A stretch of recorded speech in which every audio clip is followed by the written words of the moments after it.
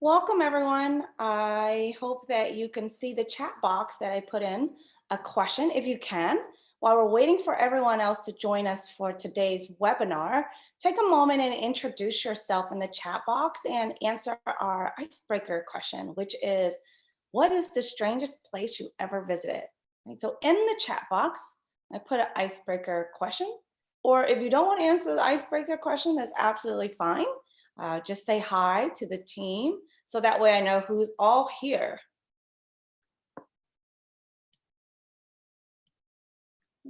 So we have roughly about 2 minutes until start time. Someone said, hi team, we have your phone number, but we don't know who you are. Then we have Larry Soon from Malaysia. Strangest place is probably Nepal. What makes it so strange about Nepal, Larry? Raj here. Hi, Bruno. Nice to see you, Sanjeev. Jacob from Dubai. Nice. Okay. We have Sanjeev. We have Jagannath, Giovanna here. Great. So what are the strangest places that you've been? Joanna, Raymond, great. Oh, Philippines, Raymond, I'm very jealous. Philippines looks so beautiful in the pictures. Never been. So we have someone saying from Everest Base. What makes it so strange about Everest Base? So let us know what makes it so strange as well. Strangest place I've ever been to is Fez. Shika said, I don't know where Fez is. Frank Dillon, hi Frank, nice to meet you here. Morocco, okay. Morocco looks so beautiful. Like, oh, can you tell me what makes Morocco interesting? I do hope that as you guys put these places in, they give us a little bit of a backstory of why you find it so interesting or so strange is another word if you want to use that one. I will share mine. I was traveling in Bangladesh, and it's actually not Bangladesh. I made it very strange. It was some of the customs that I was not aware of. I was waiting in line and go into this building, and it was a very, very busy area. And I thought, well, if I wait in line, it will be my turn. And then I realized that there was no concept of lines and people were just walking in and I was waiting for about 35 minutes. I was like, wait a minute, they don't believe in lines. So for me, I had this idea that lines was universal and it wasn't, right? So we have here silence was made me feel strange. Interesting. Ashika said, because it's the oldest marketplace in the world. And then we have Bakishri from Boston. Boston, you're very close to me. You're not too far away. And one more, she can say, because it's strange and beautiful and mystical all rolled into one. Huh. It's like a sense of newness, but also strange. Absolutely. All right.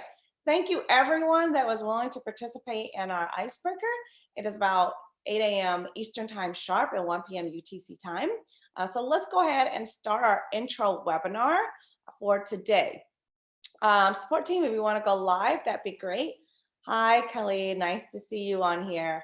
And just some logistics. If you are wanting to use your microphone and speak during our webinar, please feel free to do so and let us know, and support team will be happy to give you the mic. It's very rare that anybody ever speaks on the webinar with me, and I'm trying to figure out why or what ways can we get people to speak.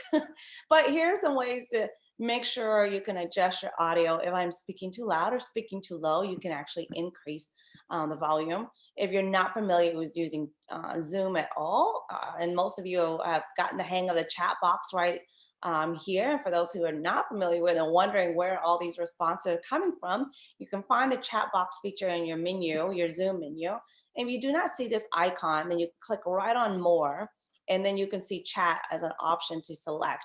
But absolutely, if you have any questions, feel free to enter right into the chat box or submit it in the Q&A box, and I and the support team can also see that privately. So don't hesitate. One thing I do want to make sure for some of you, make sure that the two in terms of the chat box center is selected as all panelists and attendees and not just panelists. Otherwise, everyone in the webinar, such as your peers, will not see your comments or questions. So let's begin today's webinar. What do we have on the agenda? I like to say we're going to hit 5 points for our intro webinar. One is introductions, introductions of who I am and a little bit of who you are. And we're going to do a couple of exercises. I like to call them polls and discussion questions around what does leadership mean to you in terms of today's leadership and how do we understand it or even practice it today. I'm going to go over the course overview, which is logistics, things that are information available on Canvas, but I like to just provide a little bit more guidance and directions. And then we're going to talk about the Columbia 360 assessment and what you need to do in order to prepare for that and launch it as part of your final assignment for this course. And then my tips for how to be quite successful and engaged in this course is how we'll end the webinar. Okay. So the Emeritus team consists of me. You can call me Mia if you want. It's absolutely fine. I will be helping you through the next 6 weeks for lead PTO. And then we have 3 program supporters. We have Pooja, Varun, and Avnash. They will be the one also supporting you. And I'll give you some information how to reach out to them toward the end of the webinar. And then of course there's you, and most importantly, there's you. I like to say that I'm going to do an introduction about me, but then we're gonna switch gears and we're gonna talk about you, because this is what makes leadership absolutely very interesting and also a personal aspect, because it puts you right into the center of it. And what does it mean for you to develop as a leader, and how does that play out or unfold for others who are around you? Okay. So a little bit of my journey of how I got here to lead PTO. If you look at the very bottom, and that looks like a cartoon version of me, it absolutely is. I would like to say this is a true representation of who I am. And once you get to know me, and I hope get to know you as well through the next 6 weeks, you'll learn that I am absolutely a yogi, practicing yogi. I love Bikram. I'm still working on it, but I love it.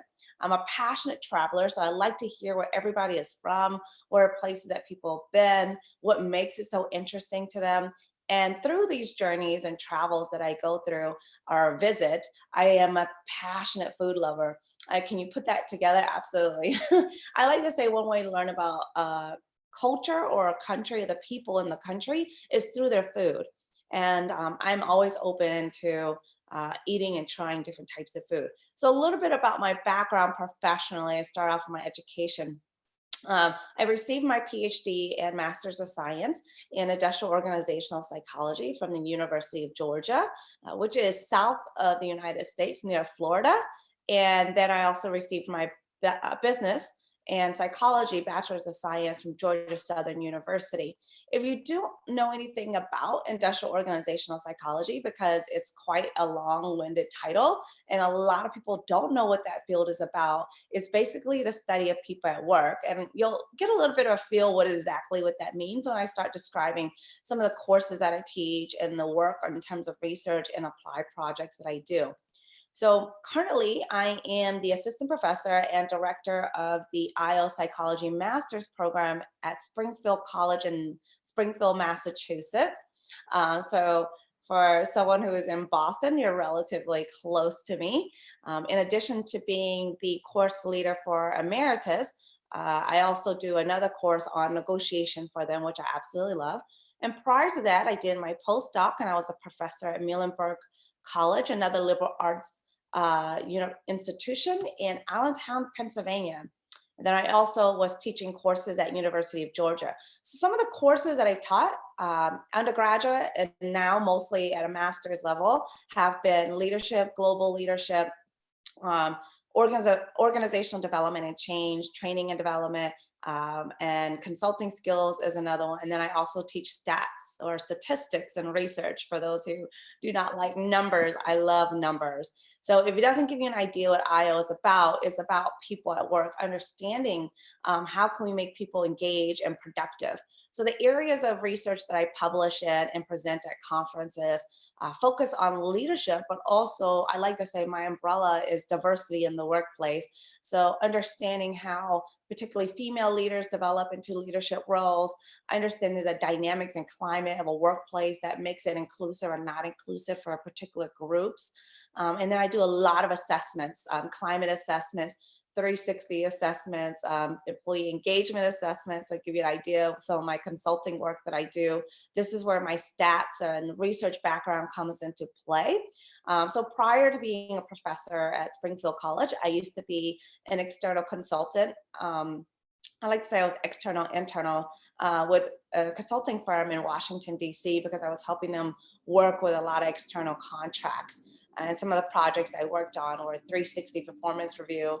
So some of you've probably done this at your job, but I'm the person in the background who develop the surveys maybe, or even implement those surveys and give reports as well. And what does it mean?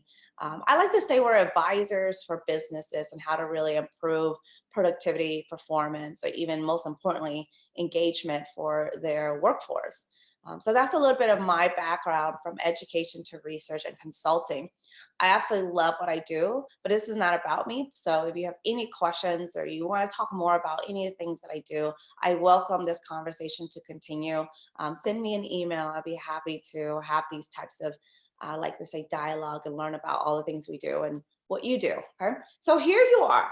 This is your cohort. I know some of you went on site already in terms of on site, have met each other in person. So maybe you've already know where everybody is from and a little bit of how long they've been working. But just to give you a recap, about 30% of you are from India, was the largest number, high Delphine, and then 14% from United Arab, and 11% of the United States, and tied with Brazil, 11%. And then the lowest number is Mexico and Thailand, where Singapore, Philippines, and Malaysia and Saudi Arabia is quite almost equal numbers here. In regards to work experience, you see that the largest numbers is between 15 to 24 years, which is a good range of work experience involved. And it's really interesting when I see these numbers, because if you're, for instance, finding yourself in that response of being less, let's say about 10 or 14 years, you may feel like just slightly that these individuals who are in a larger percentage maybe have more experience than you, maybe have different leadership skills. I think regardless of how many years you are working in your industry, you still bring in something great, and everybody's always at a place to engage in leadership development. So I think it's more as a continuous leadership development process. So it doesn't even matter if you're 25 to 10 or less years of work experience. We're always on this journey of developing ourselves as individuals, as whether it's be a leader or just anybody else in terms of what role we are in. All right. So I want to do a quick poll.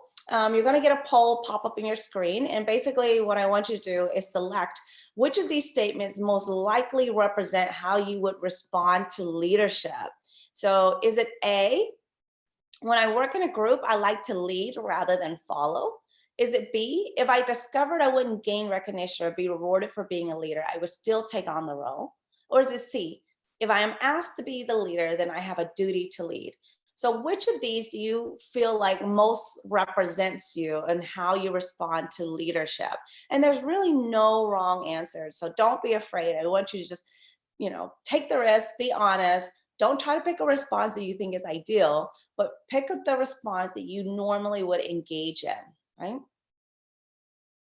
Hi, let's see. I'm just saying hi to everybody who's just joining us on the webinar. So do a quick poll. Right? Let's say, so if you are not on Zoom, you should see the poll.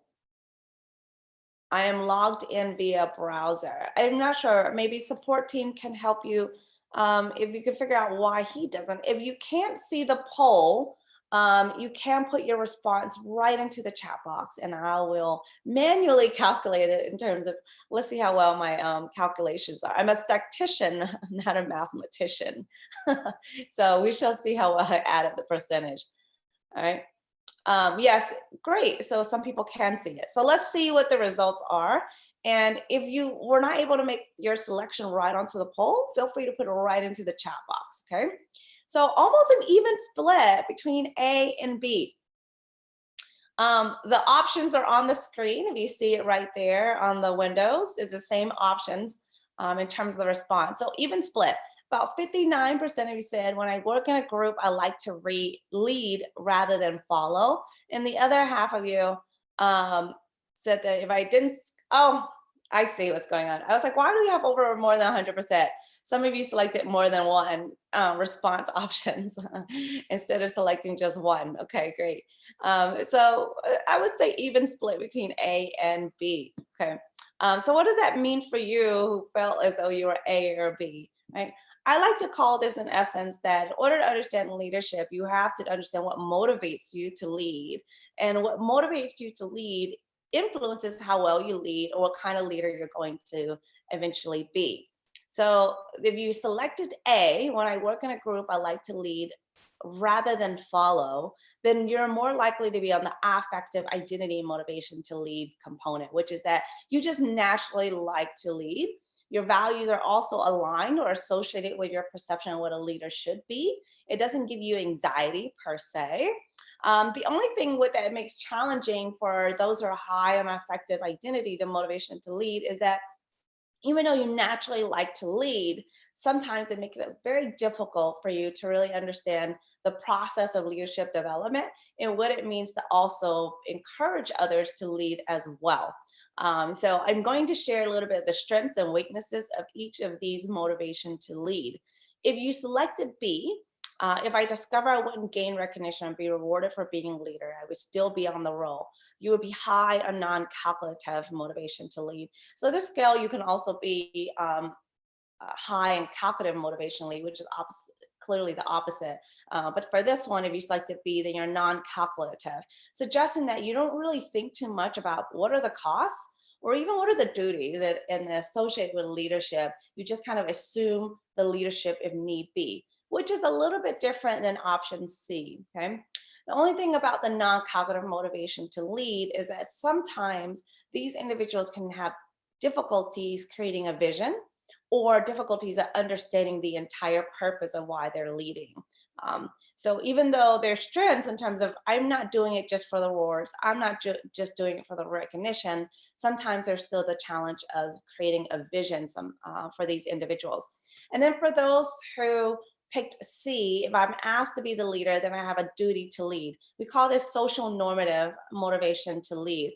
And this is where you kind of believe that based off your role in society and how you identify yourself with those social roles, you more likely believe that you engage in it because you fit that role. So I'll give you an example of my father. He is the male figure. He thinks he's the head of the household. So when we're in a situation, especially when it's a crisis, he tends to think he's supposed to take over and lead us through this crisis. And it makes it really challenging because my mom is a very much strong woman as well. So sometimes she's on the A and he's on the C. So she wants to lead the family, and sometimes she does. I would say majority of the time she is the leader, but it makes it hard because he's on the C. He doesn't really want to be a leader, but he believes because he's the man in the family that he's supposed to. Jagan said that it should pop up. Perhaps there are some options to turn on for Manish. I think, oh, Manish was suggesting downloading the app. Great. I think it should still pop up if you're on Zoom. So that's really interesting. Okay. So for those who maybe know other people where they are in motivation to lead, it also give you an idea how to respond to people if you are in a situation to help others develop into leaders as well, is to take a moment and to figure out where you are in motivation to lead and where are they in motivation to lead as well, to help you understand that space that you're in with others. In terms of what I call my mother and my father, we are on different levels of motivation to lead. Okay. So, what are the factors that influence our motivation to lead? One of them is leadership self-efficacy. If you're not familiar with the term self-efficacy, is basically our beliefs about our ability or capabilities to perform or do something. So in this case, our belief in our ability to be a leader per se. And what influence our beliefs, our mindsets about our abilities is one, the values that we hold. And that could be, for instance, like, do you believe that leaders act a certain way? And do you believe that you hold those same leadership behaviors, or should we say abilities? If you tend to be in congruency in terms of what you think a great leader is and what you have, which is you don't feel like you have those things, then you're probably going to be lower in leadership self-efficacy. Personality can also play a role in leadership self-efficacy. For some people, some introverts are stronger than some extroverts. Also, it could be an essence of openness to experience. It could be a factor into how well you lead. I think about one of my colleagues, and she works in an organization for about 5 years now. And there was a position, a leadership position that opened up. And I said, "Are you going to apply for it?" And she said, "No, I'm not going to." And I said, "Why not?" She goes, "I just don't have those leadership skills that they're looking for." And I said, "Well, you haven't even applied. You haven't even talked to them and see if that's what they're looking for or not." So for her, she would be much on the lower leadership self-efficacy. The lower you are on your leadership self-efficacy, the lower your motivation to lead. Okay. So you must start with yourself first and say, am I capable of it? And if you can answer yes, then you're already one step further in your leadership development journey. Other things that influence is the quality of past leadership experience as well as the quantity. That means is how many people have you interacted with that are leaders and how well did they lead? Okay. In essence, like some people believe that leaders need to be dominating, leaders need to be the one making all the decisions. Those are the ones that tend to view as leadership being a particular type. And they also emulate those leadership behaviors as well because they consider it quite ideal. It also believes that if, for instance, I like to say my brother, who also shares the same leadership model as my father on the social normative, he tends to want to lead his family as well because he saw my father do the same thing. Again, sometimes our past experiences influences how we behave, not necessarily always knowing why we engage in the behaviors we do in terms of when we're in leadership positions. But one thing about motivation to lead, I like to say that even if you're low on leadership self-efficacy, let's say that you've only seen one type of leader, you can still change your leadership style. You can still change whether you want to be a leader. Your motivation to lead can increase just by the intensity of effort you put into it. So why is this even relevant for this particular course? And I'm sure none of you really need me to say this because you're already here, is that when you start putting the effort into understanding your own leadership development, it helps you really, I like to say, assess what kind of leader you want to be and the kind of leader that you're going to assume to be in, which is as in the roles that you're going to find yourself occupied in. You can do this to any ways, such as training, like taking this course, for instance. And sometimes I like to say it's just taking a moment to really assess yourself, understand your leadership skills and the leadership styles that you're going to learn about, and then also the leadership styles that you engage in as well currently, and ways to really, I like to say, switch the leadership styles that you're in depending on the context that you're experiencing. So in the chat box, I want to ask you a question. Why do you think leadership development is so important today that it has been in the past? Clearly, I'm reading a different question here. So in the chat box, why do you think leadership development, not just leadership, but leadership development is so important today than it has ever been in the past? What do you think is the reason behind why you're here maybe in this course? DeVry said dealing with millennials, interesting, okay. Other responses. So maybe that multi-generational workforce that many of us are seeing now, where at one point, baby boomers were not retiring, or it could be at the new phase now that eventually the baby boomers are leaving, the new demographics, absolutely, Shireen said. The global workforce, the globalization, absolutely. Companies working in different cultures, organizations expanding across countries, right? So we have expatriates as well as organizations starting in new countries. The multicultural workforce, the changing dynamics of the world. I see the word dynamic constantly coming up, and the fast pace that's kind of, I like to say, pressuring leaders to adapt. So we still see heterogeneous workforce. One of the strangest place, oh, Frank was answering the question. I was like, what's in terms of the icebreaker? Let's see here. People are getting more competitive due to greater connectivity to the world, right? And needing more exposure and knowledge. Leadership getting redefined, leading oneself. Oh, that's really interesting, Kamaran. Rin said we can update our leadership skill every day. We really can. I like that line. I'm gonna have to use that with Rin. All right. So it seems there's some common an agreement about why leadership development is so important today. The globalization, the changing dynamics, the fast pace, and as well as the demographics of where we're at. Shireen said there's also the aspects of no givens. A leader is not just a leader due to the virtue of seniority, but due to the virtue of their skills and characteristics. Very nice response here. And Manish, in terms of everybody else's response, similar as the ever-changing organization objectives to the changing customer needs. So it's a constant things going on in terms of the complexity of the environment that forces us to not just look at traditional leadership models, but really understanding the development process, which is taking a little bit of that, I like to say, internal reflection back to yourself. So I want to share a quote with you by Nick Petrie. So Nick Petrie actually works for CCL, which is Center for Creative Leadership. They're based in North Carolina. And what their, I like to say, profit think tank organization do is a lot of 360, a lot of training for leaders, executives specifically.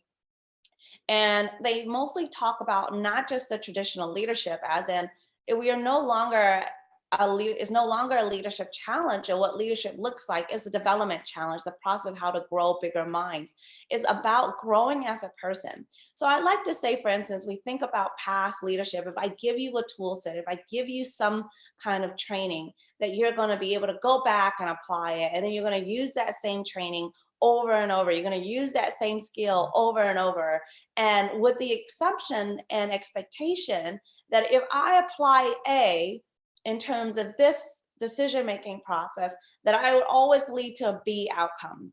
But if that is the case, then every time you do, let's say, a decision or you apply something, then you should always see the same results. And that's not what's going on today. You can learn something and apply it and it doesn't work. You can apply something with one client and then you go to another client, that means another organization, and it worked there and it didn't work here. So learning just the tool sets that in order for it to be a great leader is just not enough. Great leaders are able to reflect and know where they're at and what leadership skills they're using. They're ineffective and effective as well.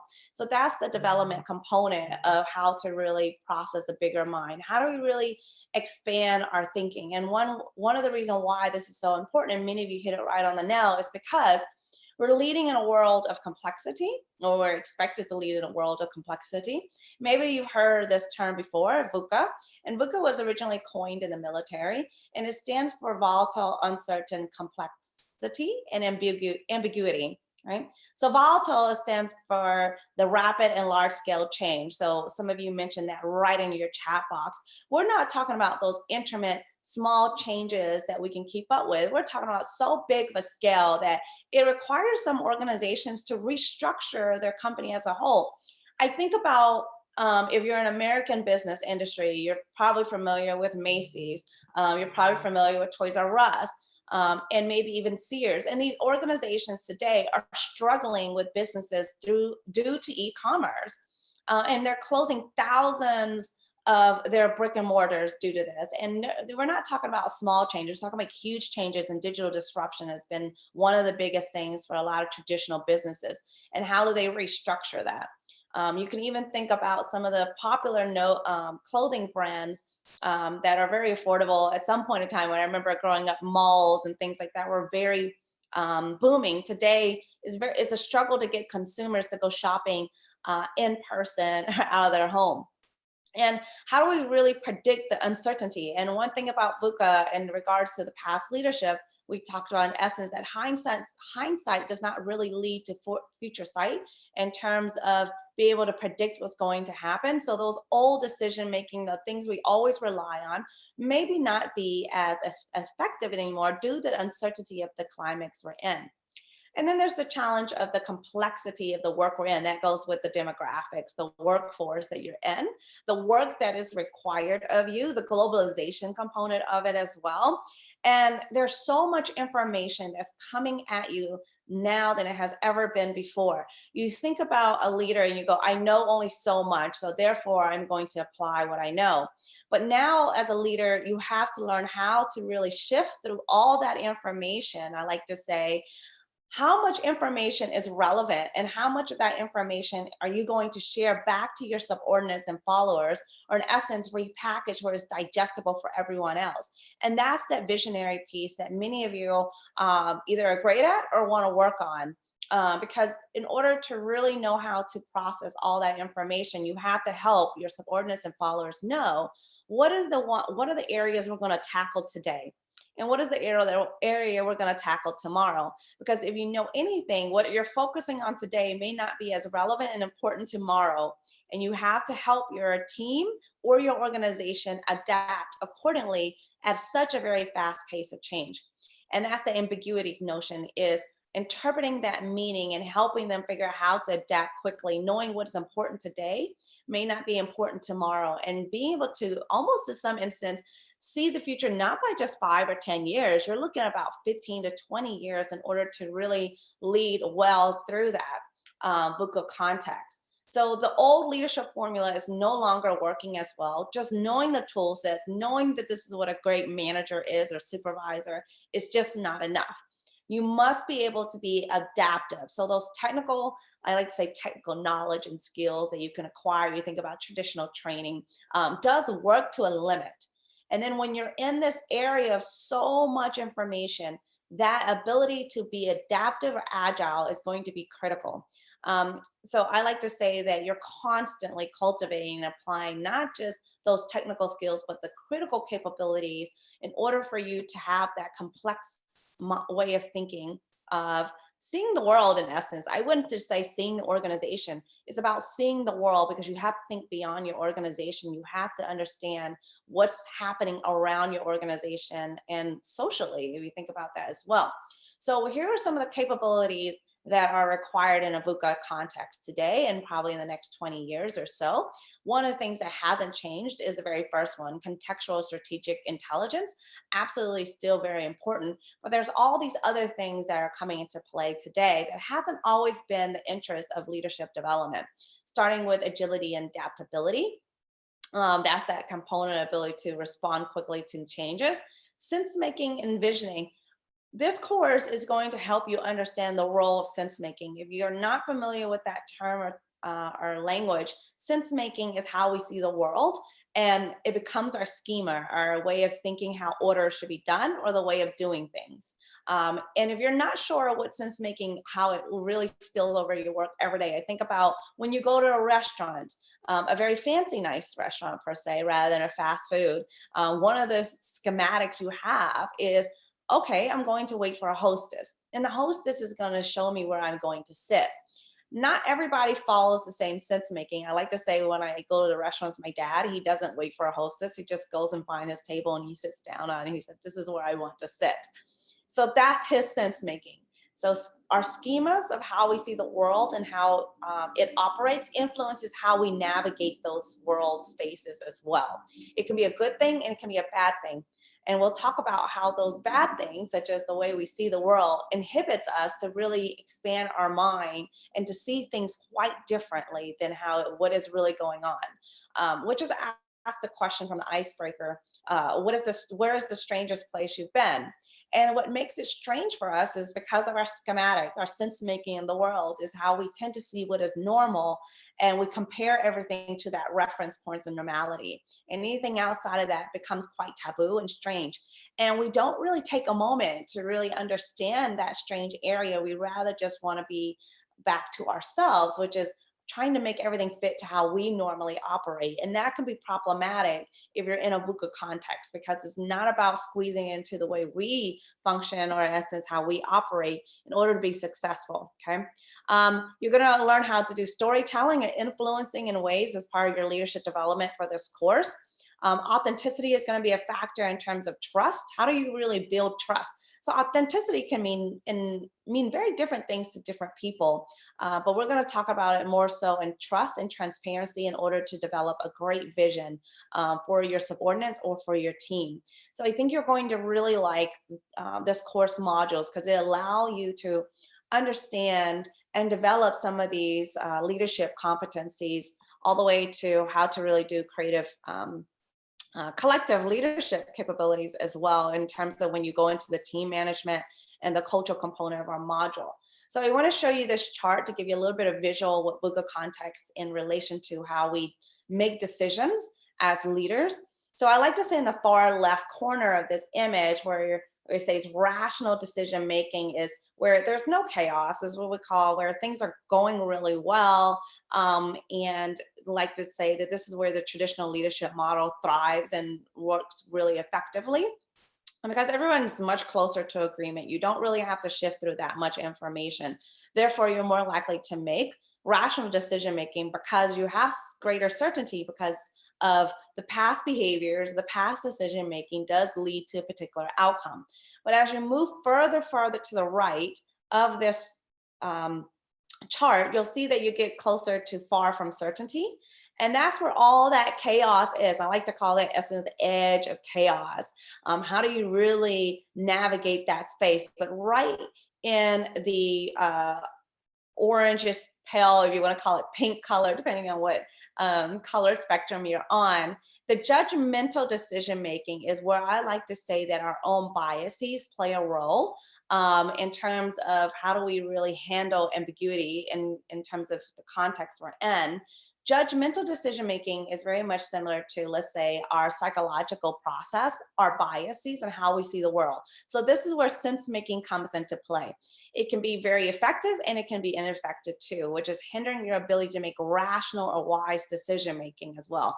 So through this modules, one of the modules in this course, you're going to learn how to make wise decision making, using objective criterias, and help you kind of make complex decisions when there's really hard to see where the agreements are or even understand where the next direction is going to be.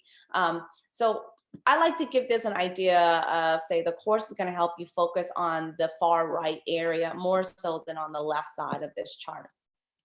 Okay, so back to the motivation to lead, I like again to understand why you lead determines how well you lead. If you're able to understand why you lead, you'll be able to kind of move on to the next stage. So in the area of leadership development, you're not really just saying, I'm going to engage in an internal reflection of myself. There's this model called adult level development developed by Kegan, and it's mostly focusing on the cognitive development of your individual self, okay? And the cognitive development is essentially those critical thinking skills that you're thinking about, and how do you really transform to be adaptable leaders? Jagan asked a question in the chat box. What are the colored zones or overlaps about? Let's see if we can go right back real quick. Are you talking about the far right in terms of the chaos of the orange and the beige tan colors? Is that what you're asking, Jagan? If you want to clarify that, where the overlap is, because it'll help me answer your question a little bit more. Okay, so Kegan's adult level development suggests that there's several stages that we engage in from our early adolescence to our adult area, or adult levels, I like to say. Jacques, yes, that's what I'm asking. So the overlap is that it's not always that, okay, let's go back for 1 second. The overlap, for instance, it can be layers of chaos per se. So for instance, here, we like to say this is extreme chaos on the far right yellow. And the kind of tan edge color is that you can still have a little certainty, but not as far uncertainty compared to those are on the yellow. So if you look here on the other side, you see far from agreement and far from certainty. So that's where the axes are. The colors overlap to kind of tell you a little bit of, let's see, on the far left is far agreement and the complex decision making, but there may be more certainty if you think about it, if you look at it on the axis level. Even though if you go further right, it'll be further from agreement and further from certainty, if that helps you understand the chart a little bit more. So you can have a range of agreement and a range of certainty. So that's what the colors really represent. Okay. So this is the very first stage that we as humans engage in is stage 1, which is early childhood. And we call this the impulsive mind. And it's quite natural because we're early. This is about my needs. Think about an infant when they're crying. All they care about is feed me. I don't care if you're not getting enough sleep, right? So this is where you just focus on our own needs and interests. Then the second stage we engage in is the imperial mind. And this is where about 6% of adult population are at. And these individuals tend to see people just as transactions, which is, I only interact with you because you serve a need for me. I'm not really interested in developing any relationship with you or really understand the meaning of having social relationships with people. Okay. And these are, again, these are the people who tend to think that people are just for transactional. You can think about of this in managers and supervisors who tend to spend less time getting to know their subordinates and really just, you're here just to work. You're here to help us meet a goal, and really not taking that moment to understand that these subordinates or followers or the people they're working with also have lives, are also people themselves. Um, and then stage three is where a majority of adults are at, 58%.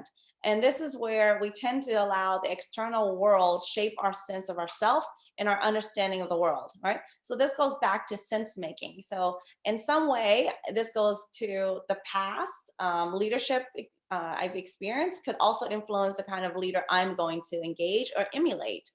This again, some people are only exposed to one type of leader, and that's the only type of leader they know. So they don't really think about ways to engage in different behaviors. This is a good example of being at this stage called socialized mind. You can even think about this further out of being, what does it mean to be a male? What does it mean to be a female? What does it mean to be a great worker?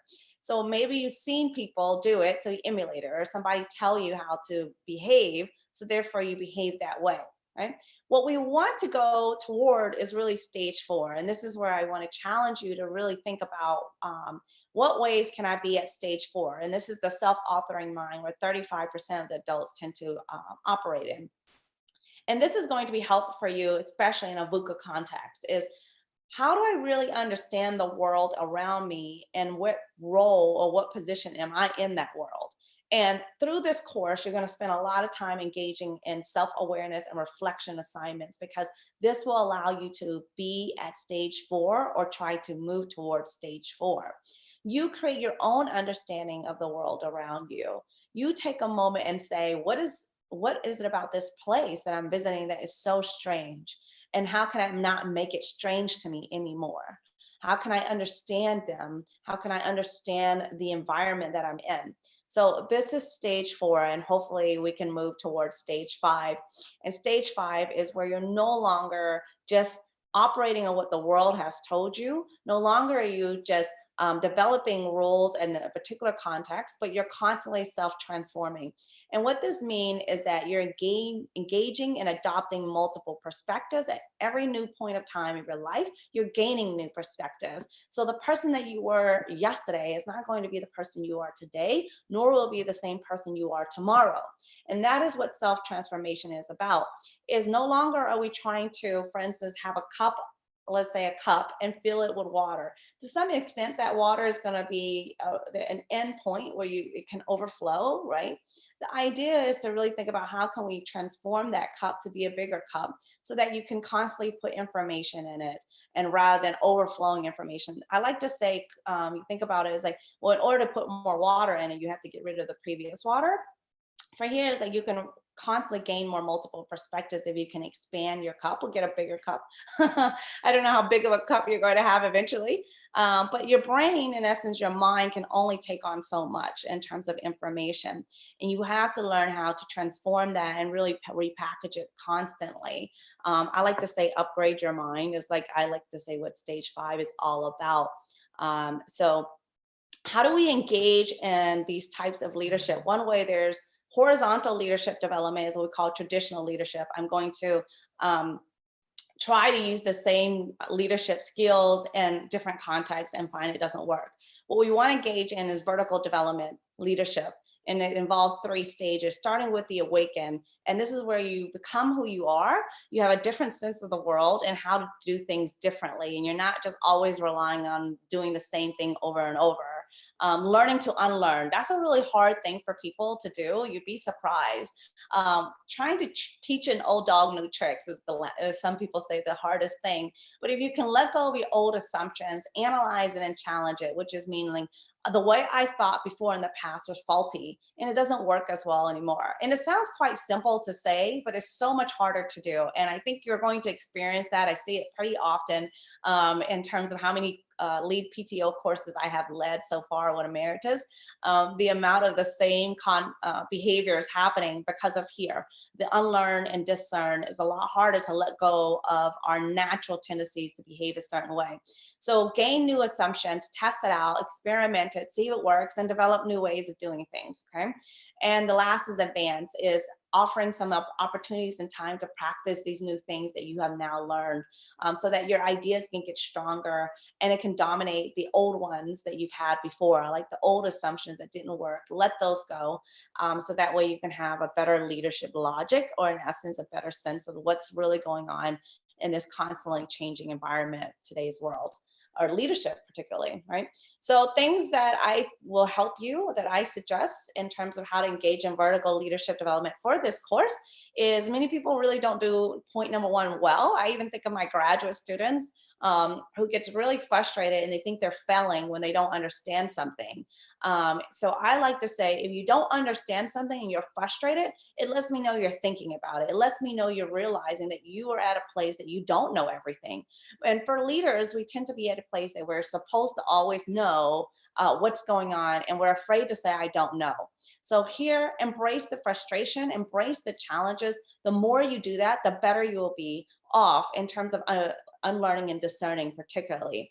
And it allows you to realize your own limit in your thinking.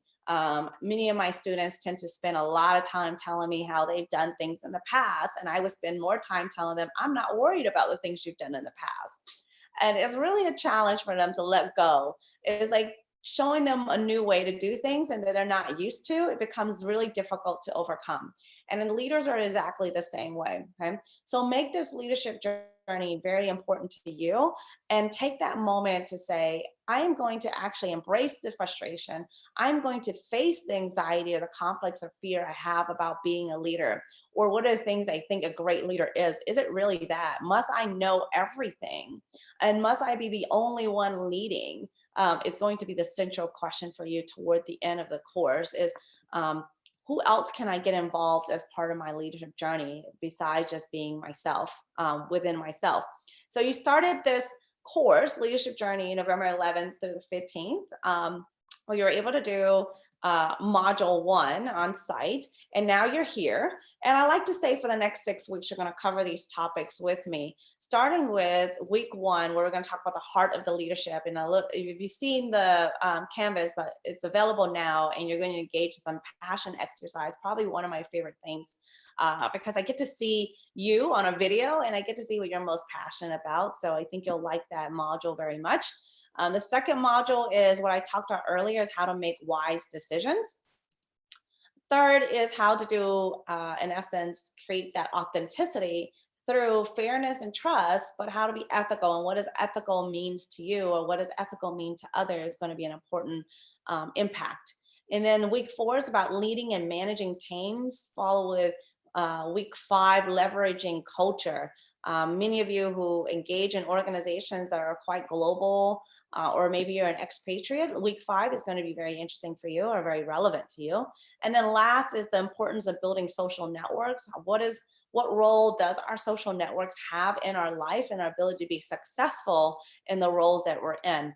So that will cover basically what you're going to do. And then you'll go on to January 20th to 24th, 4 days for your second on-site module 2. Okay. So what does the course contain, and what should you expect to learn? I think both Professor Galinsky and Phillips will share their insights with you, and these literature and contents comes from many disciplines, and one of them being mine, psychology and business management, but also some social sciences. If you can't tell or have not noticed, it's not just about business models, it's about also the psychology behind it, such as me sharing the Kegan's cognitive development model with you. Are all very insightful and allow you to kind of understand things a little bit more in depth, rather than just those models or frameworks that you've probably seen in just, like they say, leadership books. Yes, these slides will be shared and available for you on Canvas. Uh, you're going to learn about leadership at 3 levels. The first is yourself, and then how do yourself connect with others, and others meaning one-on-one dyadic, team-based as well. Most of you have now noticed that organizations are no longer operating at an individual level or silos or solos, and that we are very much team dynamic now, especially for IT, information science organizations, or even technology companies are now becoming very much team-based. And then you're going to move on to organizational level of leadership. And you're going to apply these content through self-reflection assignments that I mentioned earlier, as well as some practical action-oriented assignments at an individual and team base. What the course will consist in terms of how you will learn the content is using Canvas modules. Many of you have already been on there. If you have not been on there, please do confirm and create your profile. This is where you'll access all your materials, such as the videos, instructions, how to complete the individual as well as the team assignments, and do discussion posts. I absolutely value discussion posts the most. One of the greatest learning development that anybody engage in, some people tend to think is one-on-one from the professor or the course leader. Actuality, what research has found is that peer-to-peer learning is the greatest learning in terms of long-term impact and memory, and also actually, I like to call it analysis happening, is through the discussion post. So don't take the discussion post lightly, respond to your peers' comments, really give some in-depth responses to the questions that are asked or the prompts provided on the discussions. And then obviously we're going to do Zoom. We're going to have 3 live webinars for Q&A. And my role or task that is associated with the webinars is to take what you've learned in the course contents online through the videos and take it one step further and help you apply it from your standpoint. Shireen said, I see 2 different peer circles through the web portal. I see peer circle 2 and app peer circle 5. Is this by design? Shireen, I'm not sure. Are you logged in the right? Maybe ask support of why you're assigned to 2 different peer learning circles, okay? And then obviously you're gonna have support team. That's a great point to really point out now that we're here to help you through these types of questions that Shireen just asked a minute ago about peer circles, okay? Oh, Shireen just asked a question to all the panelists about why does he see 2 peer learning circles for his section on Canvas. So I think support team is going to answer that question for him. So the Canvas learning platform is going to have all the weeks and modules in there. So for this week, kicking off today, okay, Manashki, you said, why can I see all the questions asked? As I mentioned, that if you click on all panelists and attendees on the 2 on the chat box, everyone will see it. But if you click only all panelists and the 2 in the chat box, then only the panelists will see your question. So not every question asked by everybody will see the responses. So everybody make sure that when you click on the chat box, click on all panelists and attendees and not just panelists. Otherwise your peers or everybody in the webinar will not see your responses or comments in the chat box, right? So Heart of Leadership is module 1. And module 2 is the group assignment. I'll give you a little bit of directions on that before the end of the webinar, what is expected of you, which is why it's important for you to know which peer learning circle you're in. I'm going to show you in a second how to find that out.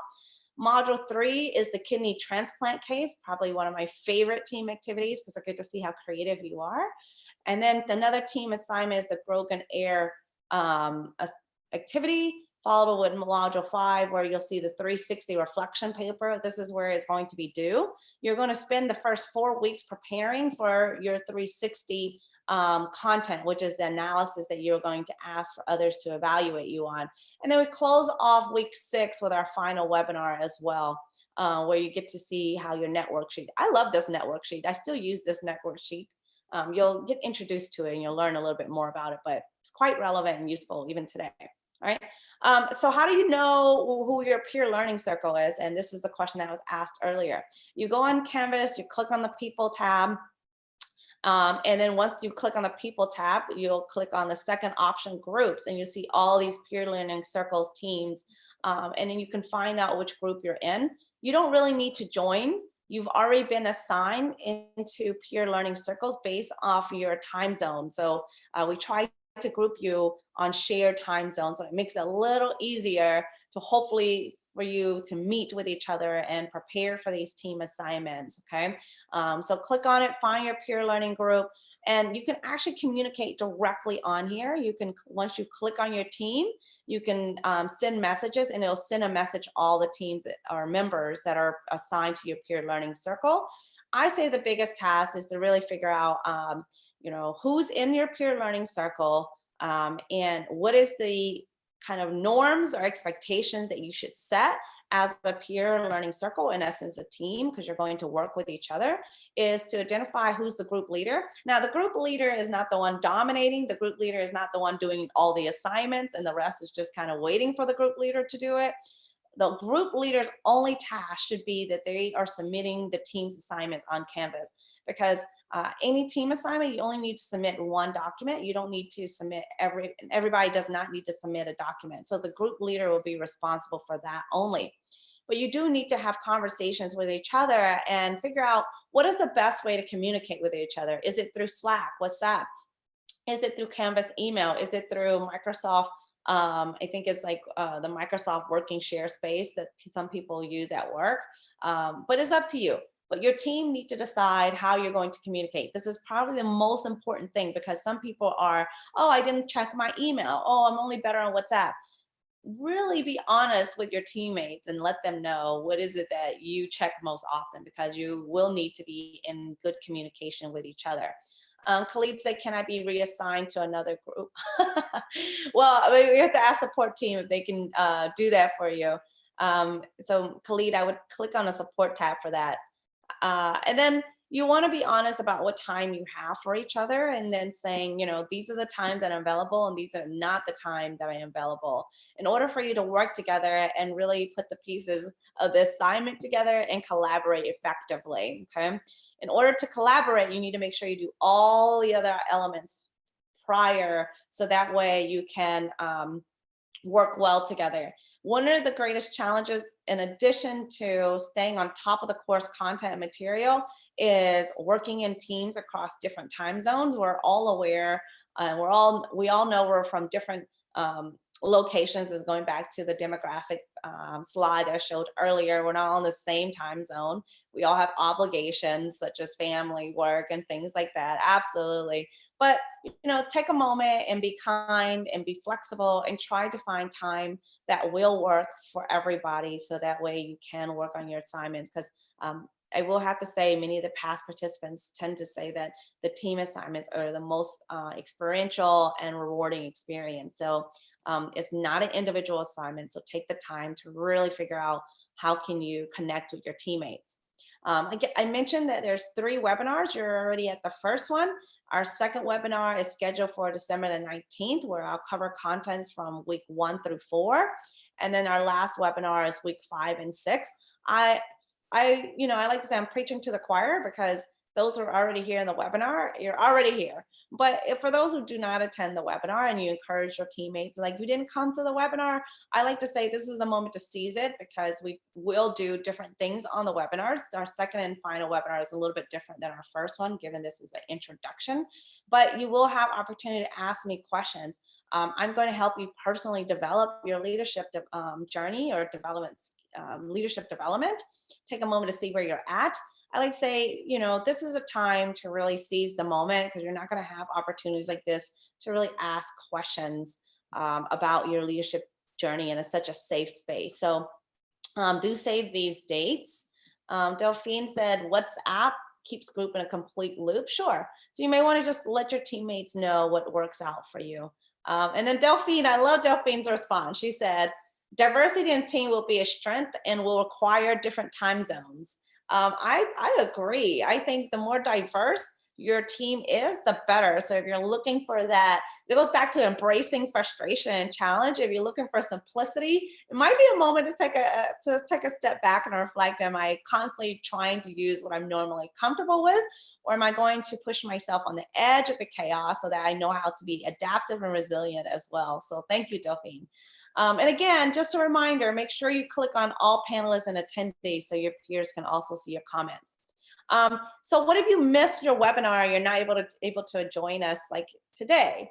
Do not worry, my friends. But I do say that I'd like to share this comment by one of the past participants said, you know, I missed the webinar. It's just not the same watching the post-webinar recordings. I'm sad I missed it. One of the things I do a lot of is polls, and polls are so fun to me. And many of my past cohorts and Leap PTO also really enjoy it. But if you can't make it, we absolutely understand. These webinars are available to you 24 hours later after each session on Canvas. You'll see it here. It may not say week 1 or week 2. It may say intro, mid-course, or final, or debriefing for week 2. And then you can see the slides will be shared right here in the very bottom of each of these tabs that you click on. So these slide deck that you're looking at right now will be available for you. Things to pay attention to in order to do well in this course is passing. You want to get it complete, okay? So each of these assignments, activities, and discussions are graded as complete and incomplete. In order to get the certificate of completion, you need to achieve 50% or more of the points. And at the end, it'll be a pass-fail grading. Even though you don't need to do all of this, in terms of really getting the worth of every part of what you're signing up for, do more than just 50%. And again, take your leadership development journey seriously and make it important to you. So even though you only need 50% of it, I encourage you to do it, all of it, because I've yet have a participant tell me that they wish they didn't do all of it, because every element of this course has been designed strategically to help you develop these very leadership skills that are needed today. Okay, you will receive launch emails from support team about the details of the coming week, and they're released every Monday. So if you don't see all the modules, because we're not there yet. Okay, so module 1 will be released on the first week. Module 2 will be released the following week. Okay, we do share a lot of announcements on Canvas. You should also receive an email from Canvas, but just in case, do make sure you check Canvas platform to see if there are any new announcements by me or the program support. And pay attention to where you're at in terms of how many videos or where you're at in the videos per se, because they can take up some time. So block some time off so that you can do watch these videos. Okay. So how to prepare for the 360 assessment. This is the same tool that is given to Columbia MBA graduate students. You're going to send out an email to participants. Well, the system itself, Qualtrics Online, will send an email out to participants. And what you're going to do on there is they should have some step-by-step instructions to log on to a Qualtrics 360 management platform. And on that platform, you get to identify 4 reviewers. So people that you think can accurately evaluate you on certain leadership dimensions, right? So pick people who know you, people who interact with you. So not somebody who never worked with you, someone who's only seen you once. So the better reviewers you pick, the better you have accurate results of their evaluation of you. You only need 4 reviewers, but I like to say the more you request, the better, because response rate is usually low. So if I'm going for 4 reviewers, I tend to invite up to 8 people. And if you even have 8 people, that's absolutely fine. You get more data about yourself. So ask 4 people, ask up to 8, but you only need 4 to really do the assignment later on at the end of the semester. And then they're going to provide a review for you. One thing you want to know is that it doesn't take long for them to complete the review. You will complete a self-assessment, and they will receive the same assessment that you completed. It's just only the difference is that they're not evaluating themselves, they're evaluating you. Okay. And just to know, let them know that their evaluations of you are confidential. You will not know. For instance, if you ask John to be a reviewer, you're not going to know what John rated you as. You're going to get a comprehensive report that is quite, I like to say, is a mean scores and not necessarily individual scores. So Manish said, I asked for 10 reviews. Absolutely, but you can only get 8. So assuming that the first 8 respond will be the maximum number of viewers that you will get. Okay. So Manish asked, I've asked for 10 reviewers, and is it fine? Yes, it is. But just know that 2 of the reviewers may not be able to be included in that report if all 8 of the prior ones completed. Okay. You will have access to this data or the report up until the end of week 4. Then you get to see your results as you prepare for week 5 in terms of doing the 360 reflection paper. Okay. I like to say the 360 reflection paper is one that everybody tends to see how the content from each of the course modules connect to how others see them as leadership. So I would say make sure that you don't wait until week 3 to really get on this 360 assessment. Go ahead and send out these assessment requests, invites now. Okay. So how do you do well in this course? One of the things is stay up to date. There's a lot of content, a lot of information. So try not to cram it. Be conscious of what your schedule is like and be honest with yourself and say, I'm only available on this day. So I need to make sure that I complete all these videos and assignments on this day. So manage your time and manage your expectations well. Be interactive. As I mentioned earlier, the greatest learning process that happen is actually peer-to-peer. So be active on the discussion platform and be proactive. So proactive, I mean, if you're having difficulties with keeping up with the course content and material, do reach out to us and let us know so we can help support you along your learning journey. And then the last is engaging in that vertical leadership development is take risks and practice. Learn by doing, don't just watch it. You know, after you learn something in the course, the modules, try to do it in your real life, whether it's personal at work, or even do it on the discussion posts or assignments that are asked from you, because this is the place to do it. I mentioned already, this is a safe environment, safe space where you get some really constructive feedback, right? So the last webinar, and then the course will wrap it up. I mean, not webinar, poll, and then we'll wrap up the webinar. What do you mostly believe about leadership? Is it A, leadership abilities can be learned and acquired through effort and experience? Or is it B, leadership is an innate quality? I believe that people are born leaders. So is it A or B? If you can just select one of these, that will be great. And maybe you want to believe in both, but I'm asking you to forcefully only select one, you know. Which of these do you believe about leadership the most? Is it A or is it B? And you guys had a lot of questions and comments in the chat box, so we're slightly behind. So I'm going to make sure we wrap this up in about 2 minutes. Nishan said A. All right, let's see what the results are for this poll.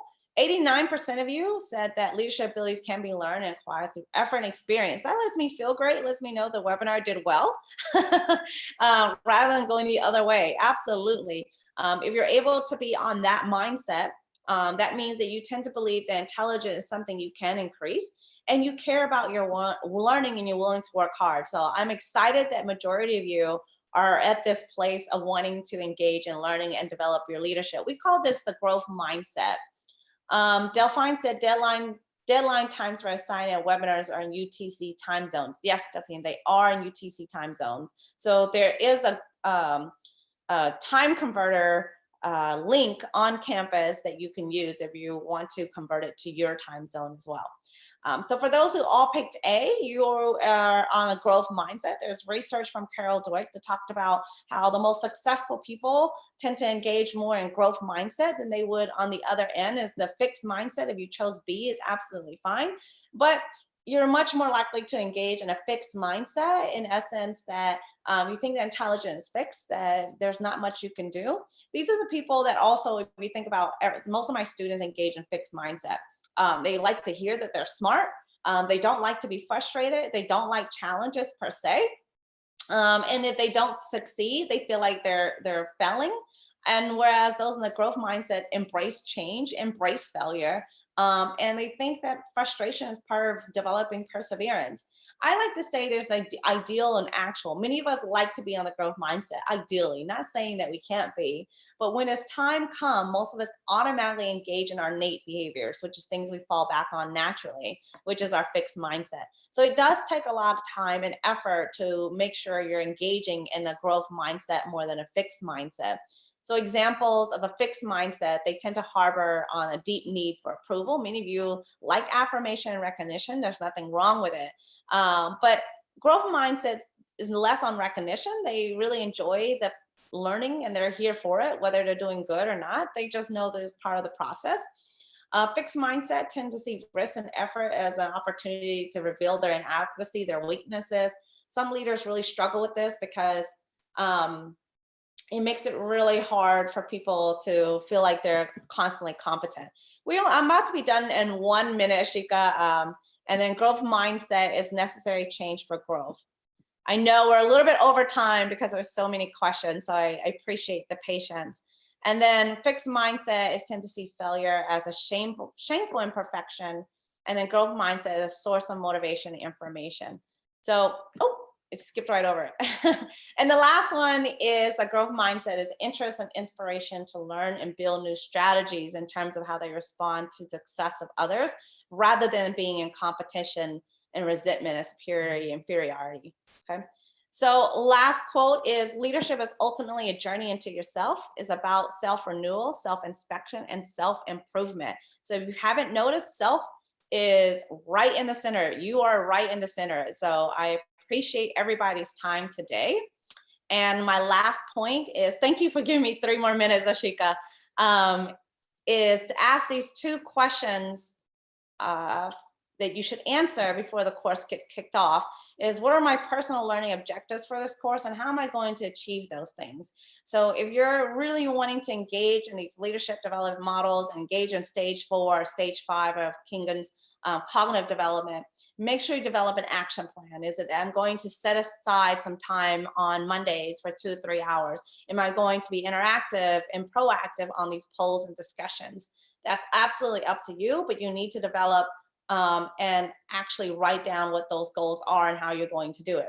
So the last piece is, if you need any help from us, we're here for you. If you have any questions about technologies on Canvas, issues that you're having, extensions, the same thing as your peer learning circles, how to get reassigned to a new peer learning circle, just click on support and tab, click on the second option, help with submissions.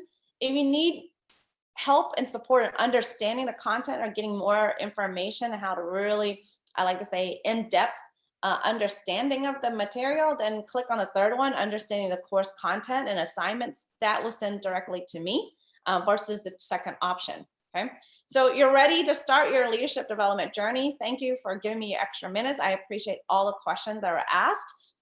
Let us go a little bit over time, a couple minutes, but I think you're ready to start. And kicking off next Monday is week 2, speed venture case. Just as a reminder, you are working in your peer learning circle and you can ask me up to 2 questions via email for this particular assignment.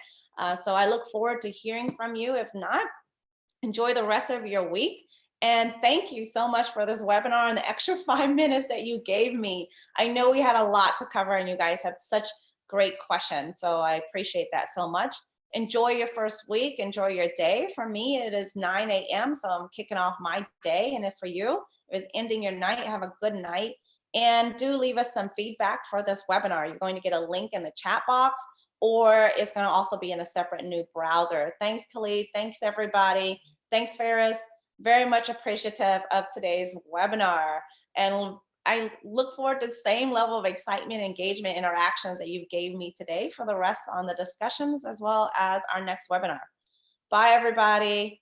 Have a good one. Thank you. Cheerios. I like that one. All the next time when we're all back. Absolutely. Thank you, Jacob. Thank Ramji. Looking forward to the group activities. That's a new